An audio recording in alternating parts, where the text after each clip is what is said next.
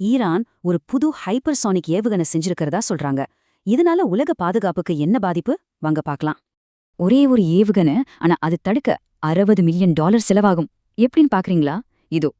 Iran சொல்ற அந்த ஆயுதத்தோட பேரு தான் காசிம் பஷீர். இது ஒரு புது ரொம்பவே ஆபத்தான ஹைப்பர்சானிக் ஏவுகணை. வேகம் மற்றும் இதுல பிரச்சனை இல்ல, அது தாக்குறதுக்கு முன்னாடி செய்யற ஒரு வேலை தான் பெரிய ஆபத்து. முதல்ல இது ஒரு வளைவுல போகும். அப்புறம் சத்தத்தை விட 5 மடங்கு வேகத்துல கீழே இறங்கும். சரியா இலக்க தாக்குறதுக்கு முன்னாடி, இல்ல நான் இந்த பக்கம் போறேன்னு டைரக்ஷனை மாத்திடும். இதுதான் பெரிய சவால். திடீர்னு திசைய மாத்திர இந்த வேகமான உன்னை எப்படி தடுக்கிறது? இதுதான் இப்ப பெரிய கேள்வி. அந்த சவாலை சமாளிக்க தேட் மாதிரி ஒரு இன்டர்செப்டரோட விலை மட்டும் இவ்ளோ அதிகம். அது மட்டும் இல்ல, ஒரே ஒரு ஏவுகணைய தடுக்க சில நேரம் 4-5 இன்டர்செப்டர் தேவைப்படும். செலவை யோசிச்சு பாருங்க. இங்கதான் பிரச்சனை ஆரம்பிக்குது. ஒரு விலை குறைஞ்ச ஏவுகணை, ஆனா அது தடுக்க பல $1 மில்லியன் செலவு.